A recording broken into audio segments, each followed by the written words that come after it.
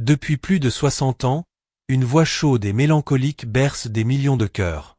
Une voix qui parle d'amour impossible, de neige qui tombe, de mains sur des hanches. Salvatore Adamo. Pour le grand public, il est le dernier grand romantique de la chanson française. Mais derrière ce troubadour à la chemise ouverte se cache l'une des fortunes les plus discrètes, les plus solides et les plus inattendues de toute la musique européenne. Né le 1er novembre 1943 à Comiso, petite ville brûlante du sud de la Sicile, Salvatore n'a que 3 ans quand son père Antonio, maçon sans travail, décide de tout quitter. Direction, la Belgique, les mines de charbon du Borinage.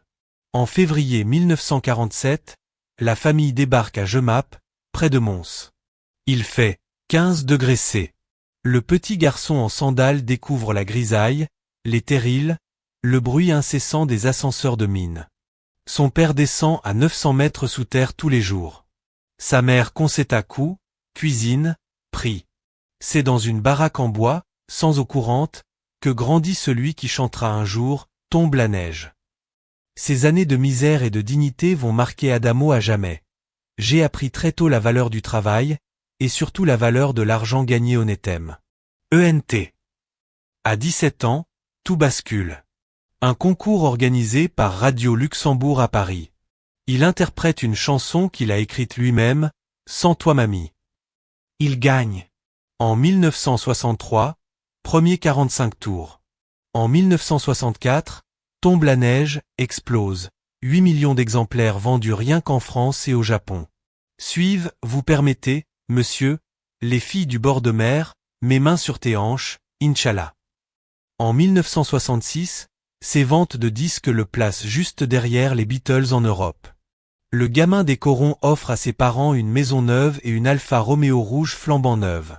Il se souvient encore du regard de son père, incrédule, devant la voiture, « Tu es sûr que c'est pour nous ?»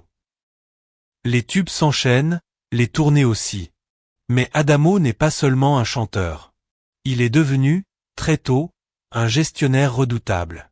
Il crée sa propre maison d'édition musicale dès les années 60, chose rare à l'époque. Résultat, chaque fois que « Inch'Allah » passe à la radio à Beyrouth, que « Tombe la neige » est reprise dans un drama coréen ou qu'un orchestre japonais joue « La nuit », il touche. Encore aujourd'hui, en 2025. Le Japon, justement, il y a donné plus de 38 tournées, vendu 25 millions de disques là-bas. Il est, avec Dalida, l'un des seuls artistes européens à avoir ce statut de légende vivante au pays du soleil levant. Côté investissement, il a tout fait dans l'ombre. Immobilier en Belgique, en France et en Italie, plusieurs restaurants à Rome sous l'enseigne Chilgrovator Salvatore, mélange de cuisine sicilienne et de nostalgie. Participation dans le club de football de Comiso, sa ville natale, accord de licence pour des parfums et des vêtements en Italie, et surtout un portefeuille de droits d'auteur qui tourne comme une horloge suisse. En 2018, la valeur déclarée de sa société belge dépassait déjà les 2,1 millions d'euros uniquement la société, pas les biens personnels. En 2025, le site People with Money, qui adore les classements farfelus, le place en tête des chanteurs les mieux payés de l'année avec 75 millions d'euros de revenus, chiffre démenti, mais qui révèle une réalité. Sa fortune nette est estimée, de sources plus sérieuses, à plus de 200 millions d'euros. 90 millions d'albums vendus dans le monde. Oui, vous avez bien entendu, 90 millions. Et pourtant, quand on lui parle d'argent, il hausse les épaules. Je ne suis pas un homme d'argent. Je n'ai jamais couru après. L'argent, c'est la liberté. La liberté de dire non, de créer quand j'en ai envie, de protéger les miens. Cette liberté, il l'a investie dans une maison à Uccle, au sud de Bruxelles. Une propriété discrète, entourée d'arbres centenaires. De l'extérieur, on dirait une grande villa bourgeoise comme il y en a tant dans le quartier. À l'intérieur, lumière partout, grande baie vitrée, bibliothèque immense, disques d'or au mur, une salle de musique avec piano et guitare, et des photos de famille partout. C'est là qu'il promène chaque matin son Golden Retriever George sur les chemins de la forêt de Soignes, à 5 minutes à pied. C'est là qu'il a passé les confinements, seul avec Nicole, à écrire des essais, des chansons, à regarder la neige tomber encore et toujours. Car Nicole, c'est le rock. Mariée en 1969, plus de 55 ans ensemble. Elle a tout traversé, la gloire, les tournées interminables, et même la liaison d'Adamo avec le mannequin allemand Annette Dahl, dont est née une fille, Amélie, aujourd'hui intégrée à la famille. Nicole a choisi le pardon et l'accueil. Adamo le dit lui-même, « Sans elle, je ne serais plus là. » C'est elle qui a tenu la maison debout quand tout partait en vrille. Ils ont 2 fils, Anthony, né en 1969, et Benjamin, né en 1980, tous 2 installés à Londres. Quand on lui demande quelle est sa plus grande richesse, il répond sans hésiter, « Ma famille. Je peux perdre ma voix demain, je ne perdrai jamais leur amour. » Le luxe selon Adamo?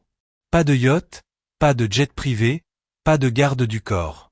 Il roule en Mercedes Classe S pour le confort, en BMW Série 7 hybride pour faire un geste écologique, en Range Rover Velar pour les trajets à la campagne, et surtout en Alfa Romeo Giulietta Vintage de 1965, la même qu'il avait offerte à ses parents, restaurée à l'identique. Un clin d'œil émo. Uvent. La vie ne lui a pourtant rien épargné. Enfant, une méningite cérébrospinale le laisse presque sourd d'une oreille et avec une légère paralysie faciale. En 2004, un grave infarctus le met à terre plusieurs mois. Des opérations des cordes vocales, un hématome en 2023 qui l'oblige à annuler des concerts. Il a perdu sa sœur Delisia, puis sa marraine de chansons Annie Cordy. La pandémie l'a empêché de fêter ses 77 ans en Sicile avec toute la famille. Il l'a vécu comme un arrachement. Chaque épreuve l'a rendu plus doux, plus reconnaissant. À 81 ans, il continue d'enregistrer. Son dernier album, In French Please, et la réédition luxueuse de ses enregistrements de 1962 à 1975 ont été des succès. Il écrit encore à la main dans des carnets, soutient discrètement le rire médecin, les clowns à l'hôpital, refuse les émissions racoleuses. Belge depuis 2019 tout en restant italien, par fidélité à mes parents, il se définit comme « citoyen de la gratitude et de la mémoire ». Dans sa maison d'Uccle, entouré de photos, de disques d'or et de ses petits-enfants qui viennent manger des pâtes le dimanche, Salvatore Adamo vit la plus belle revanche qui soit.